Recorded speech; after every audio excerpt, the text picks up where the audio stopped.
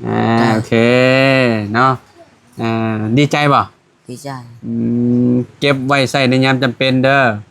โดยเวลาเฮาบ่สบงสบายมาเฮาก็เอาเงินตัวนี้แหละไปซื้อยาเด้อโดยเจ้าหน่อยนะอันนี้ก็คือจะได้กินลายมืออยู่เนาะเอาก็มีแต่ฝากน้องพรชัยเนาะขอบใจทางผู้ใหญ่เพิ่นเด้อบางหลายเด้อเอานบมือเนาะขอบใจเด้อขอบใจทางผู้ใหญ่ใจดีคนไหนชาดีอยู่ทางฝั่งไทยอยู่ทางไทยที่ฝากเงินมาให้น้องอยู่ทางไฮนอล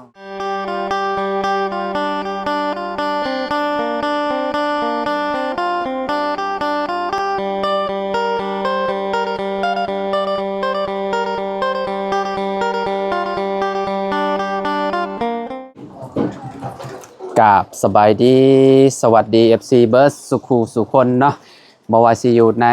และกระต่างประเทศเด้อพี่น้องมาพบมาพอกันคือเก่าคือเดิมเนาะตอนนี้เฮายังอยู่ที่บ้านน้องหัวอยู่เด้อพี่น้องเด้อเนาะก็คือมื้อนี้พี่น้องเฮาสิเข้าไปหาทางน้องอ่าพรชัยนะพี่น้องก็คือไอ้ที่อ้ายเราซื้อกิโตยเนาะพี่น้องซื้อน้องกิโตยแล้วเนาะตอนนี้นะน้องกิโตยน่ะนี่ไปอยู่ใส่ก่อนน้องหัวอยู่บ้านห้วยหอกอยู่บ้านห้วยฮอกก็คือตอนนี้น้องพรชัยเพิ่นอยู่ผู้เดียวแม่นบ่พอดีว่ามื้อนี้เนาะก็เลยแบบสิเข้าไปหาทางน้องพรชัยเพิ่นไปกับน้องหัวนั่นแหละพี่น้องเนาะน้องหัวแล้วก็น้องบุตรเนาะพอดีว่าให้ทั้งสองคนเป็นล่ามให้พี่น้องพอดีว่าทางน้องพรชัยนี่เพิ่นเว้าลาวบ่ค่อยได้นะพี่น้องเนาะพอดีว่ามีผู้ใหญ่ใจดีเนาะทางฝั่งไทยพี่น้องเนาะทางอ้ายเพิ่นก็บ่ได้ให้ออกสื่อดอกเนาะพี่น้องบ่ได้ให้บอกว่าซื้อแนวนั้นแนวนี้พี่น้องเพิ่นฝากเงินมา 1,000 บาทพี่น้องเนาะ 1,000 บาทเอาเป็นเงินกีบนะพี่น้องเป็นเงินกีบก็ได้อยู่ประมาณ 600,000 กับ 75,000 พี่น้องเนาะเพราะว่าเรทตอนนี้ก็ค่อนข้างสิสูงพอสมควรเนาะเพิ่นก็เห็นในคลิปเบาจันนั่นแหละเนาะพี่น้องทางอ้ายเพิ่นก็เลยอยากให้เงินเนาะทางน้องพรชัยว่าซั่นเนาะก็เลยว่าให้เฮาเป็นสะพานบุญให้พี่น้องเนาะสิเอาเงินให้น้องก็ได้เพิ่นว่าหรือว่าซื้อเป็นเครื่องเป็นของหรือว่าแนวอยู่แนวกินก็ได้เนาะทางอ้ายเพิ่นบอกมาแบบนี้พี่น้องเฮาก็สิซื้อมาม่ากับมีนะพี่น้องมาม่ากับมีก็อันเดียวกันเนาะสิซื้อมีแล้วก็ไข่ให้เราพี่น้องเนาะแล้วก็เอาเงินให้เราจำนวนนึงเนาะพี่น้องเนาะจังได้ก็ต้องขอขอบคุณเนาะทางอ้ายใจดีหลายๆเด้อเนาะอยู่ทางฝั่งไทยพี่น้องเนาะขอบคุณหลายๆที่ให้น้องเป็นสะพานบุญให้เด้ออ้ายเด้อเนาะแล้วขอให้อ้ายอยู่ดีมีแห้งความเจ็บบ่ให้ได้ความไข้บ่ให้มีปรารถนาสิ่งใดก็ขอให้ได้สิ่งนั้นเด้ออ้ายเด้อเนาะนอนหลับให้ได้เงินหมื่นนอนตื่นให้ได้เงินแสนบ่ว่าอ้ายสิเฮ็ดการงานหยังธุรกิจหยังก็ขอให้เจริญในหน้าที่การงานตลอดปีและตลอดไปเด้อเนาะซอยน้องเพิ่นมาสำใดก็ขอให้กลับคืนไปหาเจ้าเป็นหมื่นเป็นแสนเป็นล้านเท่าผู้เด้ออ้ายเด้อเนาะขอบคุณหลายๆเนาะที่ให้เป็นสะพานบุญให้แล้วก็ขอบคุณ FC ทุกคนเลยที่ติดตามและเป็นกำลังใจให้ทีมงานเฮามาตลอดเด้อพี่น้องเด้อขอบคุณทุกเบิดสุขุสุคนเนาะบัดนี้เดี๋ยวสิไปน้องไปหานค้าเพิ่นก่อนพี่น้องเนาะแล้วก็สิซื้อไข่กับมาม่าแล้วก็สิเอาไปให้ทางน้องพรชัยเพิ่นแล้วก็เอาเงินให้เพิ่นพร้อมเนาะบ่ฮู้ว่าเพิ่นสิอยู่บ่น้องหัวเนาะไปเบิ่งก่อนพี่น้องไปฝนก็ตกลิ้นๆอยู่โอ้ยพี่น้องเอ้ยเนาะไปน้องหัวพี่น้องเอ้ยเนาะไปกับน้องๆเนาะสบายดีเด้อน้องบุตรกับน้องหัวพี่น้องเพิ่นสิอยู่บ่น้องฝนตกแบบนี้จะว่าไปหาตกเบ็ดบ่จัก เออหมู่บ้านนี่จักหลังคาหัว70ปลายบ่โอ้ก็ถือว่าหลายอยู่ได้ใหญ่อยู่ได้เนาะพี่น้องเอ้ยฝนตกมันกว่าผู้อยู่ทางน่ะผู้พี่น้องเอ้ยเนาะฝากนั่นบ่ได้มีบ้านคนติน้องบ่มีเนาะนี่ใช้ห้านค้าน่ะอยู่ลมบ่ไปห้านค้าเพิ่นก่อนก็ได้บรรยากาศแบบโอ้ยดีขนาดเลยเนาะหัวเนาะฝนตกแบบนี้อยู่ในบ่อนนอนนี่บ่คักปัญญังแล้วพี่น้องเอ้ยเนาะไอพอนโรอ่ะไอพรไส้โอ้อยู่เนาะจูจะดกผู้เพิ่นอยู่เฮือนหมู่เพิ่นไปห้านค้าก่อนจ้ะพี่น้องเอ้ยเนาะอยู่ไม่อ่านดกไม่นำจะเปล่าจะแหละเนาะฮะเด้พี่น้องเอ้ยเนาะ รแน่แต่ในหมู่บ้านเพิ่นมีอาหารค่าพี่น้องเอ้ยเนาะก็คืออยู่ในนี่ใหญ่ที่สุดเด้อนี่เนาะหัวแปลว่าเพิ่นขายนี่เนาะ มีสองห้าน มีสองห้านผู้ โดย โอ้คักแล้วซะเนาะ สิซื้อห้านนี้หรือว่าห้านนั้น ชื่อห้านนี่ก็ได้นี่นี่เลยพี่น้องโอ้สบายดีไหมตุ๊สารยังกันนี่โอ้สารสวิงสิไปอันนั้นบ่สิไปอันตกปลาบ่ โอ้ยน้ำปลานี่แหละแล้วปลาเจในมือละ โดยเสื้ออันนี้เสื้อมีในโต๊ะนี่เลยแก๊สเท่าไรได้นี่เนาะแก๊สเท่าไรมีนี่เท่าไรก็หัวเราอะ เราบ่ฮู้เราท ถาม ำ ไผ ตัวแล้วก็ พวกมืดแท้นี่คะแนนว่ามันบกแพงกันไปก็เอา2 อันก็ได้แล้วก็ไข่เนาะแตะหนึ่งถามลูกเราบ่น่ะพวกอยู่มีฮอดยา ห้าน ขาย นี้ เนาะ เขาเจ้า ฮะ คนเฒ่าขายเขาเจ้าอาจสิไหลบ่ได้ไปหานั้นมันสิ บ่ สบายกว่า ไปซะเพิ่นบ่มีไผอยู่บ่ซะนี่ผู้เฒ่าเนาะ แม่น ไหลบ่เป็นแนวนี่แหละเอาเบิ่งก่อนใช่พี่น้องเอ้ยเนาะ ลูกเพิ่นไปใช้ซะ ลูกเขาเจ้าห้านอยู่นอกนั้นเด้เมื่อเฮาไปซื้อหมูหั่นน่ะ ลูกเราหันอยู่นอกพุ่น นายบุญเก็ตนายมาละหมูเก็ต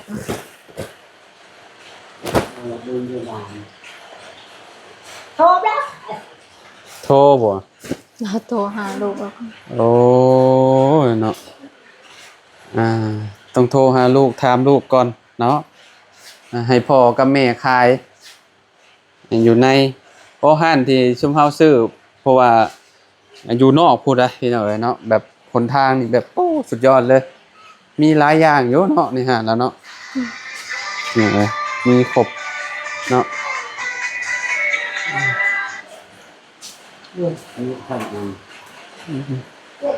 ไปพี่น้องเอ้ยเนาะโทรหาลูกกับโบติดเราอะโทรศัพท์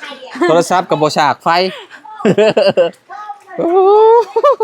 ไปห้านอื่นก่อนสิ โอ้พลาดได้นี่งัวเอ้ยอ๋อโยคิดเห็นสมัยตะกี้ได้พี่น้องเนาะอยู่บ้านเฮานี่ก็บ่ได้เว้าพี่น้องเอ้ยเนาะคนทางนี่เวลาฝนตกมานี่น้ำนี่โอ้ไหลโจกๆเลยพี่น้องเอ้ยลื่นขับรถมานี่บ่ได้เลยนี่ใช้อันห้านอีกนะ พูด ห้านใกล้ๆเฮือนน้องอันนั้นบ่จักนี่บ่ใกล้ๆเฮือนน้องบุตรบ่จัก บน อยู่เทิงพุ่นข้าวเราก็มีขายบ่หัว มีคือกันเนาะ โดย ซื้อข้าวให้เราพร้อมพี่น้องเอ้ยเนาะเพราะว่าเราข้าวเราเบิดเราว่ะได้เบิ่งคลิปบ่จันว่าข้าวเบิดแหละชื่อข้าวให้เราจัก10 โลนี่เนาะหัว โดย แต่ว่าเราใส่เงินบ่ค่อยเป็นหั่นน่ะใช้หารเพิ่นอยู่นี้เนาะ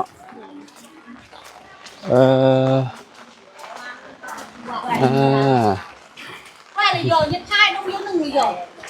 ครบเลยโอ้มีเพอก็มีบ่นี่ขายเพอพร้อมบ่มีบ่ คิดตามหมดแล้ว กินตามบันแล้วโดย เย่จิเนี่ยจำเนี่ย มา เรียกค่ะ โอ้อาหารเต็มอยู่เนาะโอ้คัก เจ็ดเหมือน น้องหัวนี่เอาปิ้งบ่หัวเอาปลาทูทอดบ่ เลยคุยเท้าได้ไหม เนาะมีแก๊สเท่าใดเนาะ มองจนเจาะตังมีอย่างนั้นรุ่นแซบบ่รุ่น รุ่นแซ่บก็ได้ มีเบียดบ่รุ่น มีเวียดก็ได้ 75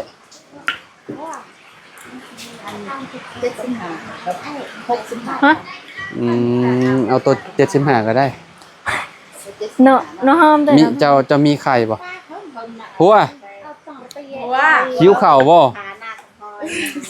อันนี้อันแตะเธอได้ไข่ อ๋อ ว่าไข่แตะเท่าใดบ่มืดแท้นี่เนาะ อยากสม เจ้าก็ขายเป็นโลบ่เขาโลเท่าใดโลหนึ่ง15ไล่มองโดนไล่มองโดน เจก็เข้ากองน้ำ เข้าแล้วเนาะ เราเนี่ยเจได้เจคือแต่กระเป๋านี่แหละ เจ๊กระเป๋าตึงได้นี่เนาะ 75 ไข่75เอาแตะหนึ่งไข่ มีเลยมันจะ ไข่แตะหนึ่งแล้วก็ มี มีแก๊สหนึ่ง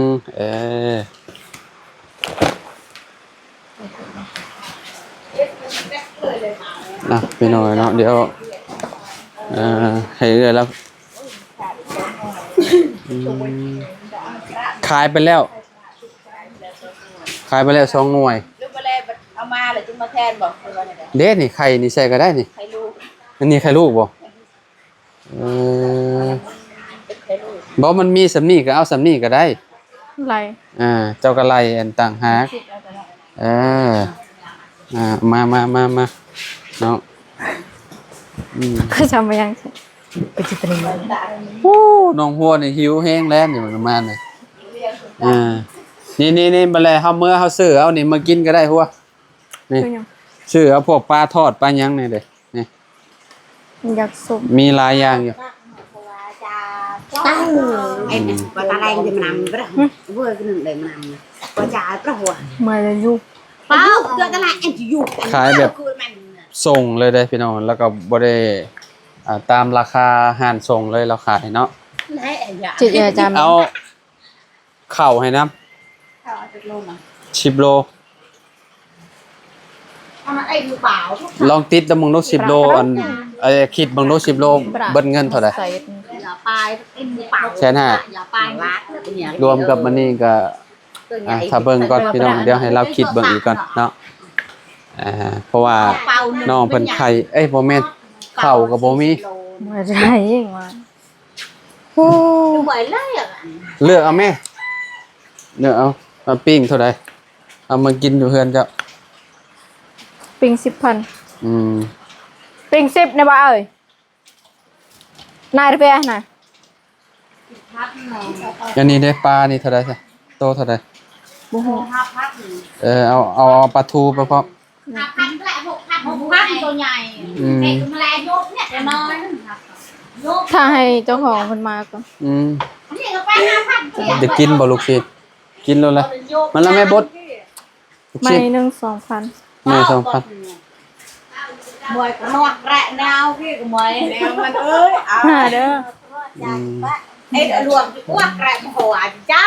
โอ้ในหมู่บ้านนี่หายากได้เพิ่นสิขายแบบนี้นะพี่น้องเอ้ยเนาะเวลาชุมเฮาไปน่ะแต่ละหมู่บ้านมีแต่แบบห้านค้าย่อยๆแบบนี้แต่ว่าบ่ค่อยมีขายแบบนี้หั่นน่ะเพราะว่าอยู่ในห้านเพิ่นนี่มีขายเนาะมีปลามีโอ้ปิ้งไก่เนาะเอาให้เราสั่งข้าวให้อยู่10 โลพี่น้องเอ้ยเนาะเอาข้าวไปให้น้องพรไซนำ คนนะบ่ ฮะ แต่ลูกคนน่ะจังได้แม่ โดย2 คนแล้วโดยโดยบ่เป็นหยังเนาะถามม่วนนำกันเนาะมีไข่มีอันนี้พี่น้องเอ้ยมีเดี๋ยวให้เราคิดเบิ่งว่าสิเบิดเงินเท่าใดเนาะแล้วก็เงินที่เหลืออะไรสิมอบให้เราเลยเนาะมอบให้น้อง ใจ พอใช้ เลย ไป ตะ เลย ออกเหมือนกรัก เพราะว่าบ่อยากมอบเงินให้เราเบิดนะเนาะแต่ว่าเราใส่เงินบ่ได้บ่เป็นปานใดบ่ นี่ แต่ว่าเนาะอยู่ใกล้ๆนี่มีห้านแบบนี้พี่น้อง2ห้านบ่ นี่ สำสิกินเนาะ หาเหล้ากินเลยอยากกินหยังพี่น้องเอ้ยเนาะได้ข้าว10 โล10 โล10 โลคิดเบิ่งบัดนี้ได้เงินก่อนเนาะหัวเดี๋ยวหัวเป็นมือกล้องให้ก่อนพี่น้องเอ้ยเนาะอันนี้ก็มีแต่เอาให้เราใส่ธงให้เนาะใส่ธงแล้วก็หิวไปพี่น้องเอ้ยเนาะ เอาสิไปแทด จะพูดไอ้บ่ อ่ะฮะ เอาบนแล้วคุณ บ่แนวกินเฮาสิเอาต่างหากของเฮา โดย นี่เด้อ รวมแต่เครื่องอันนี้ แม่น 295 295,000 อันนี้7,500อันนี้7,500 หนึ่งสองสามไปเลยจะหลายอี5,000นี่ โด เนาะ ยเอาเงินที่เหลือนี่ก็สิไปมอบให้เราเลยพี่น้องเนาะมอบให้น้องพรชัยยังเหลืออยู่300,000กับ75ตอนนี้อยู่นำเฮา75 76 77ประมาณโดยประมาณ300,000กับ80บาทนี่ยังเหลือพี่น้องเนาะก็สิไปมอบให้เราเอาไว้ มือสั่น ให้เราเอาไว้ใส่ในยามจำเป็นเนาะหัวเนาะ จักยาม มีแต่ จะเป็นจัง เอาเวลาเราเป็นคงเป็นไข่เด้ใช่เนาะเผื่อเราอยากซื้อยาเด้เนาะแม่นเผื่อเราอยากซื้อยาเด้มีแต่ใส่ธงให้เฮาแล้วเอ้ยตอนนี้มีใส่ธงให้อันนี้เฮาชื่อเอาพี่น้องเอ้ย มือ โอ้เข้า สั่นแล้วบ่เรา เขาใหม่เลยว่ะนี่เป็นยังมือคือสั่น บ่เคยจับกอ โอ้ ง เออโอ้เข้าใหม่พี่น้องเอ้ยเนาะเข้าใหม่นะมีแนวหมัดบ่มีเสื้อผ้าบ่กินลายมือเติบอยู่เราอยู่ผู้เดียวได้พี่น้องเนาะ เย็ดๆเราจะไป น้องหัวจำกล้องกับมือสั่นเลย แต่มือกันแล้วเนาะ โอ้ครั้งที่2นั่นได้ให้จับให้แล้วตอนนั้นน่ะจับบ่ได้อันนั้นหลายปานใดจับนิดหน่อย เป่าเชียร์กับเนี่ย จ่ายเงินเพิ่นแล้วเรียบร้อยพี่น้องเนาะ295,000เกือบ300,000เนาะมีแต่เลือกเอาโลดเฮาบัดนี้เอามากินอยู่เฮือนจ้ะนะอันนี้10,000บ่เจ๊10,000เลือกเอาเลือกเอาข้างๆกว่านี่เนาะจ้าอยากกิน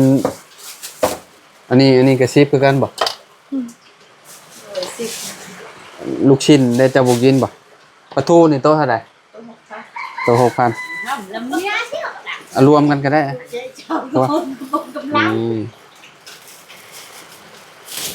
พอกินอยู่บ่พอบ่ฮะ พ่อกับพ่อ บ่ว่าอ้ายพอกินบ่วะบ่พอเอาอีกก็ได้ปิ้งไก่เพื่อหมู่คู่เด้อันนี้มันยังใส่นี่ นี่ปิ้งตับ ปิ้งตามเอารถกินข้าวนำกันเด้อบุตรมีแต่ให้เราคิดบานเอาแล้วแม่ลูกศิษย์ ซีนซองไม้แล้วเอาปิ้ง เอาอีกไหม เรา เอาอีกไหม ขบวนไม่จ้าใช่ไหม บทจาแล้ว ไม่จ้าแล้ว เป็นยังคือบทจาอิ่มเลยอิ่มไปแท้คิดเลยไอ้นู่นๆของเฮา ลูกซีนบารนังฮะปลาทูไป ประตู3บ่ ปิงตับน้ำในไป เนี่ยอ่างในโปนรับไป โปดปลาทูไปลูกซีนไอ้เจ้าให้จ้าเจ้าบารนัง นี่เลยเนาะซื้ออาหารไปกินอยู่บ้านน้องหัวเพิ่นเนาะได้ยินว่ายังบ่ได้กินข้าวบ่ลดหุ่น ลดหุ่นเพิ่นว่าพี่น้องเอ้ยเนาะยันแต่หุ่นบ่ดีโอ้ในหมู่บ้านเพิ่นนี่คักเนาะมีครบเลยพี่น้องเนาะอยากได้ข้าวได้อีหยังก็เจ้าขายกระสอบหนึงเขาได้ข้าว มี40โล60โล บ่50โล50โลมีบ่กระสอบนะ 50โลนะ6,300,000 600,000โอ้603,000ก็ถือว่าถูกอยู่ได้เนาะบ่ได้ฮอด605,000พี่น้องเอ้ยเนาะลงแล้วเนาะเพราะว่ามันเข้าใหม่มาแล้วเนาะ มันมีข้าวใหม่ก็มีแต่ข้าวแบบ50โลนะข้าวหอมๆนะ โอ้คักอีหลีซะนี่เอ้าไว้เทื่อหน้าซะเนาะ โดย มื้อนี้เอาสำนี้ก่อนพี่น้องเอ้ยเนาะ เดือนหน้าแล้วมาอุดหนุนใหม่ โอเคเอาขอบใจละลายไปเฮาลุยเฮาบัดนี้พี่น้องเอ้ยเนาะเดี๋ยวอ้ายถือข้าวก็ได้เนาะมาพี่น้องเอ้ยเนาะ ตอนนี้ก็มาฮอดพี่แล้วบาดนี้ฮอดเทือนน้องพรชัยแล้วเนาะโอ้พี่น้องเอ้ยเนาะใส่อยู่บ่สบายดีครับโดยเนาะเอาขึ้นก่อนบาดนี้เนาะอีกเอาครับเอามาน้องมาเอามาเอาอย่ามาน้องพัวพี่น้องเนาะไปขึ้นไปเทิงก่อนบาดนี้เนาะ น้องก็ขึ้นบ่ แมนมาเป็นมือกล้องให้อ้ายเนี่ยวานอีกน้อยนึงเอาถือก่อนนี่มาเทิงก่อนบาดนี้เนาะโธ่พี่น้องเนาะอันนี้โต้งให้ยังอันนี้ครับบ่โต้งกินบ่โอ้แล้วกันบาดนี่พ่อบ่ฮู้จักกันเลยบาดนั่งตะกู้แม่นบ่ตะกู้บ่ แม่ตะกูอ๋อตะกูโอเค เอามานั่งทางนี้ก่อนเนาะ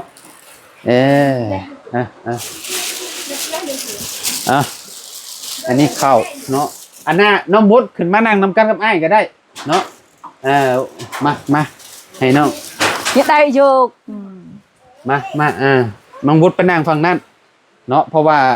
น้องเพิ่นบ่ฮู้จักความลาวปานใดพี่น้องขอไม้นี่เด้อน้องพัวเนาะขออนุญาตแน่เนาะเอาพี่น้องเอ้ยเนาะเอามื้อนี้บ่ได้ไปไสบ่ฮัมบ่ได้ไปไสบ่ โดย อยู่เฮือนจะเว้าลาวบ่ได้ปานใดบ่ ได้ ได้อยู่ โดย แต่บ่หลายเจ้าอยู่เฮือนกับไผ โดย เว้าดังๆเลยบ่ต้องย่านอยู่กับไผ cái nào mẹ từ vai อำนาจคือว่า vai dục điêu อยู่ดีฝนตกแบบนี้ไปไสบ่ได้เนาะไปไสบ่ได้น้องบุตรแปรด่วน đối rồi à ยากเนาะคนเฮาสื่อสารกันบ่ได้นี่พี่น้องเอ้ยเนาะเจ้าบ่เคยเข้าโรงเรียนบ่บักล่ะ พอ บ่เคยเข้า โดย โอ้ยเนาะใช้เงินเป็นอยู่บ่น้องบุตรบอกเราดูตามเราก่อน mẹ khi เออ mẹ xài bạc bên tờ bờ tê tê tờ bờ ว่า là vào bờ bê ใช่บ่เป็น được เอาอ้ายเอาเงินให้เจ้าสิใช้แบบใดซะ nó mẹ bạc mẹ ta nên á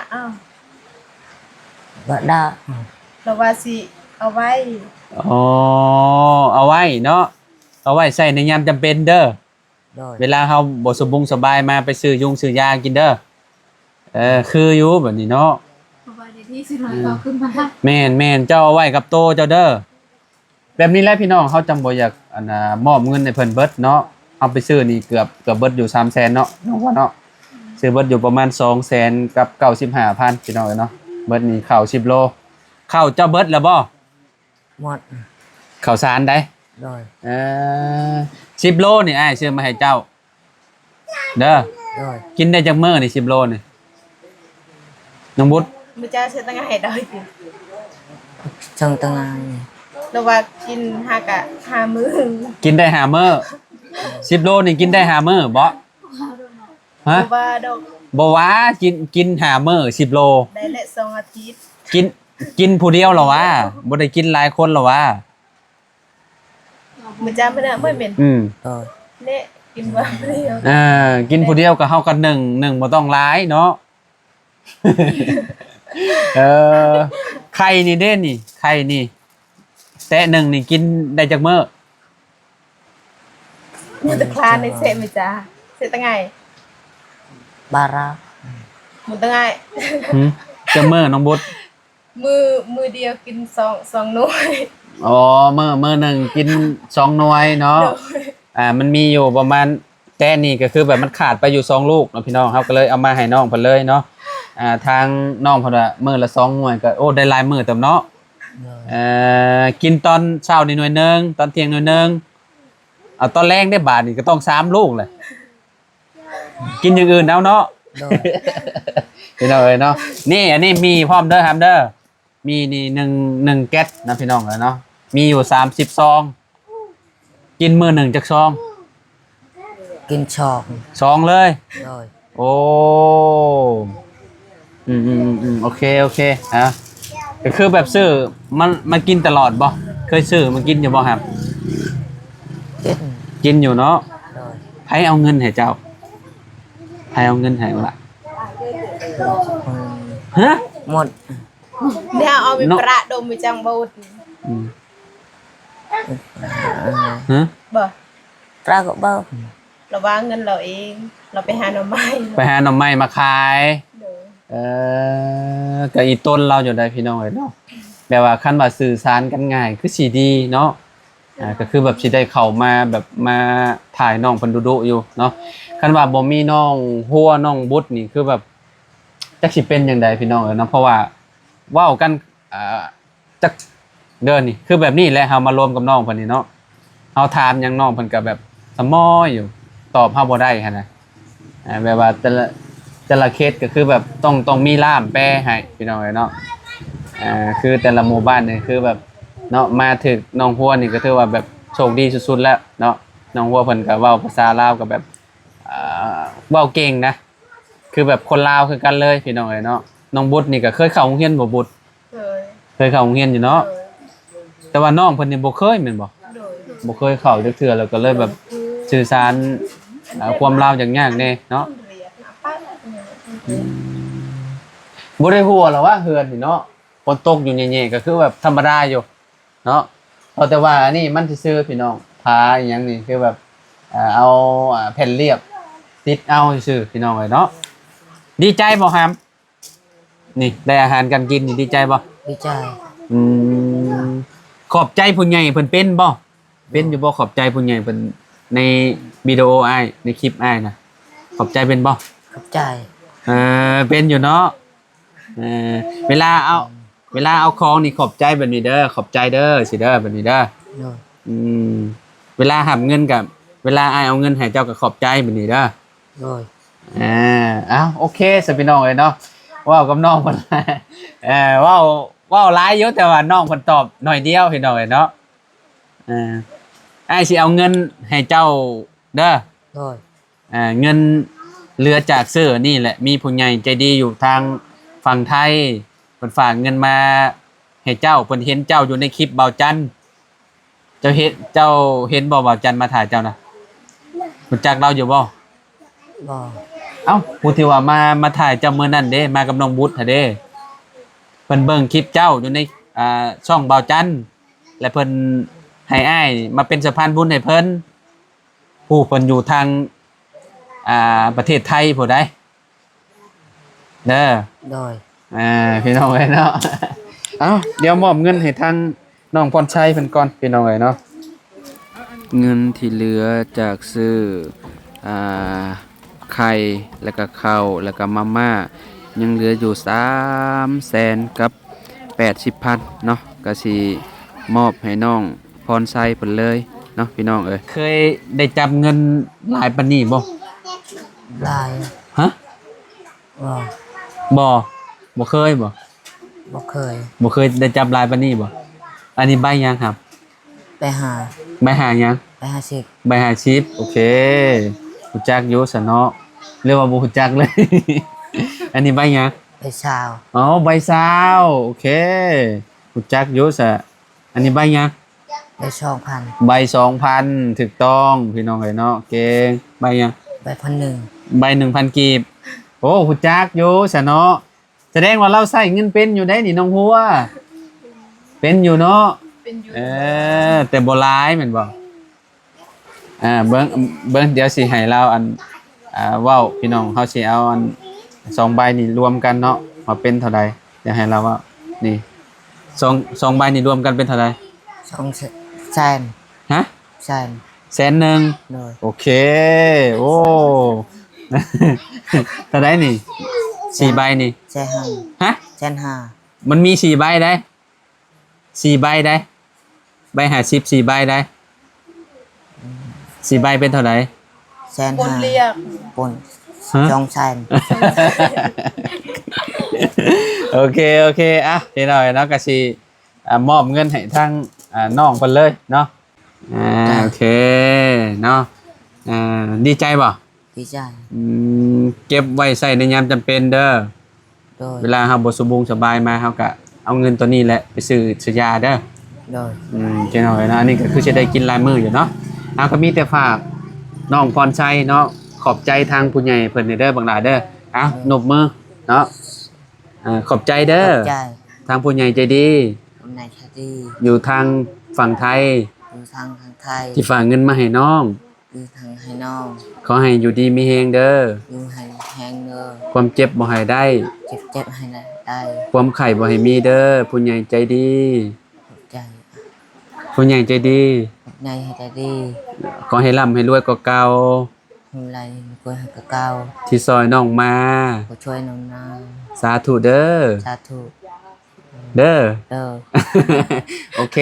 สันเนาะเอ้า โอเค เนาะพี่น้องเอ้ยเนาะจังได้กะเนาะก่อนอื่นเนาะเฮาก็ขอขอบคุณเนาะทางอ้ายใหญ่ใจดีหลายๆเด้อเพิ่นกะอีต้นสงสารเจ้าเด้อ โดย เพิ่นกะให้น้องพรชัยนี่ห้องเพิ่นลุงพี่น้องเนาะทางเฮาก็สิเนาะขอห้องอ้ายแหละเด้ออ้ายเด้อเนาะก็ขอบใจหลายๆขอบคุณเนาะที่ให้น้องเป็นสะพานบุญให้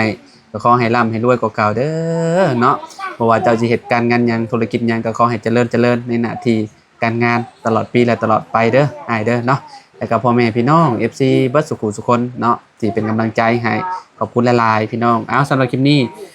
อ้ายก็ไปเลยเด้อมื้อนี้เด้อ โดย อยู่ดีมีแฮงเด้อสู้ๆเด้อพวกหลาเด้อ โดย โดยสบายดีเด้อเนาะ สบายดี ขอบใจเด้อน้องบุตรเด้อเนาะขอบใจน้องบุตรหลายๆเนาะแล้วก็น้องหัวเนาะที่เสียสละเวลาเนาะพาอ้ายมาหาน้องพรใจเพิ่นพี่น้องเนาะคันว่าบ่มีน้องบุตรน้องหัวนี่ก็ยากเติบแหละพี่น้องเอ้ยเนาะแต่ว่าการสื่อสารนี่มันก็เนาะยากแฮงพี่น้องเอ้ยเนาะไปพบกันใหม่เด้อพวกหลาเด้อเนาะสบายดีเด้อพี่น้องเด้อเนาะขอบคุณหลายๆเนาะโดย